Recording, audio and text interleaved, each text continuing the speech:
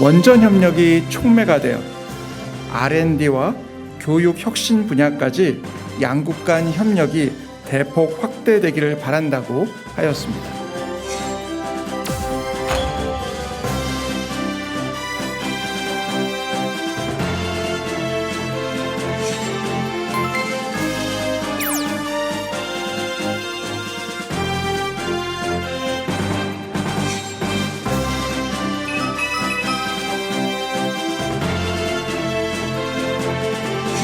제가 곧 체코를 방문해서 최종 계약까지 성공적으로 마무리될 수 있도록 직접 챙길 계획입니다.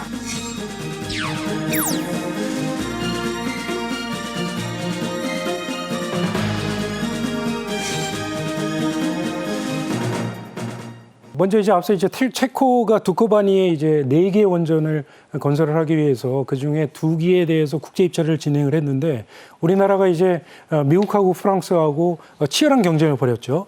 그랬는데 지난 7월에 체코가 우리나라에 손을 들어줬습니다. 한수원이 우선 협상 대상자로 선정이 됐습니다.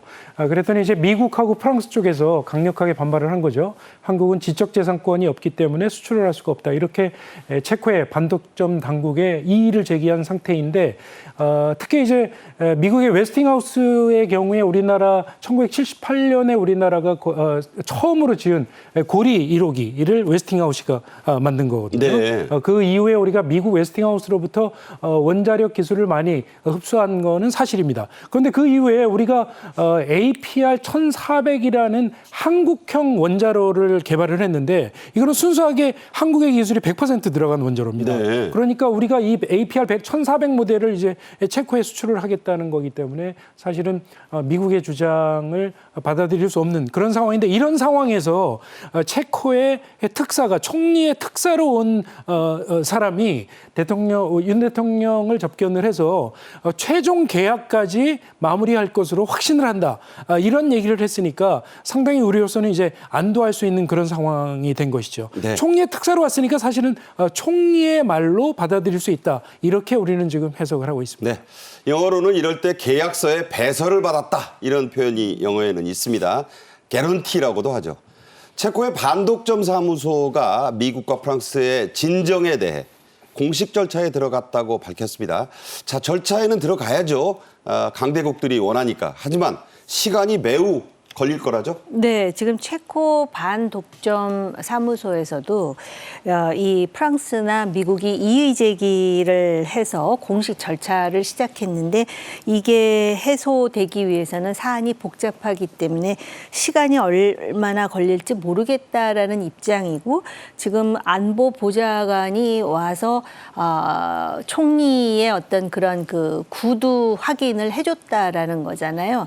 근데 제가 사실은 이 우리나라의 원전과 관련해서 좀 공부를 한 사람으로서 조금 걱정되는 부분이 그러면은 그거를 구두로 확인해 줄 것이 아니라 문서로 확인해 줬으면 어땠을까라는 개인적인 생각이 있는 데다가 사실 우리가 1974년에 상용 원자로를 박정희 정부 때 처음 건설했을 때 미국의 웨스팅하우스가 원천 기술을 제공했다라는 이유로 한미 간의 원자력 협력 협정을 맺고 또 NPT 상으로는 우리의 권리인 사용 후 연료의 제철이라든지 우라늄 농축과 관련해서 계속해서 미국의 어떤 동의를 받아야 되는 상황이거든요.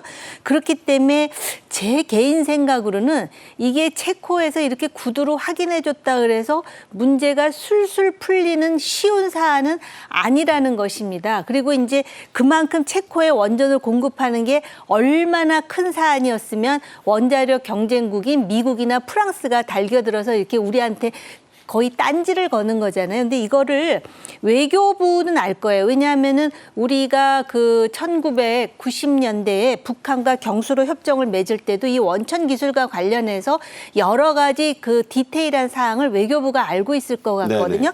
근데 미국의 웨스팅하우스가 2022년에 한국형 원자로의 원천 기술은 자기네 거라고 주장을 하면서 제소를 했다는 거니까 요 사항을 좀 알고 있는 게 필요하고요.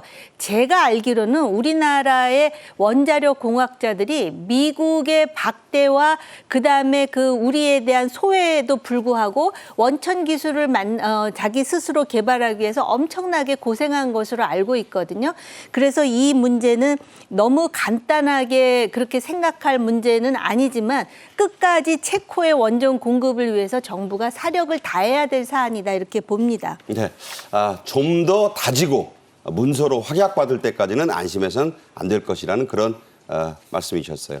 윤 대통령은 적게는 24조, 많게는 50조 원까지 바라보는 체코 원전 수주를 마무리 짓기 위해 추석 연휴 이후에 체코를 직접 방문합니다.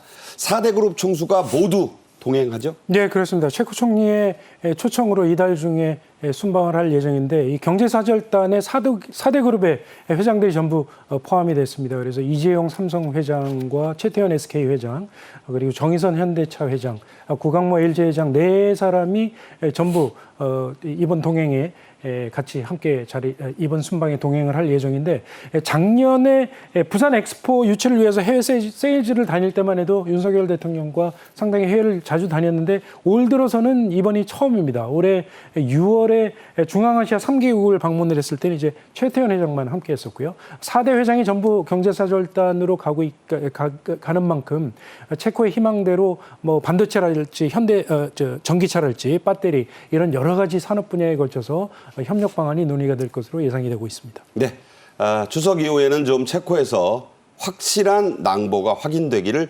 기대합니다.